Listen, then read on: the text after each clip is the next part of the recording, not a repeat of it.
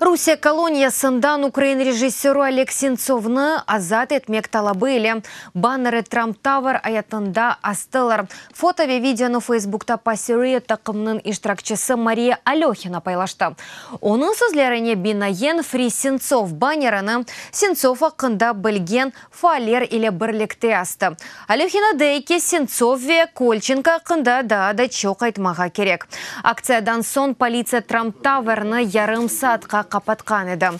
Олег Сенцов, Александр Кольченко или экибин ондор сенесі майыс айында Қырымда Русияның мақсус қызметлері тарафындан тұтып алынған еді. Оларны ярым адада терактларының тешкіл етілмесінде қабатлайлар. Махкеме Сенцовны 20 йыллық қатты низам колониясына макюм етті. Кольченканы есе 10 йыллық.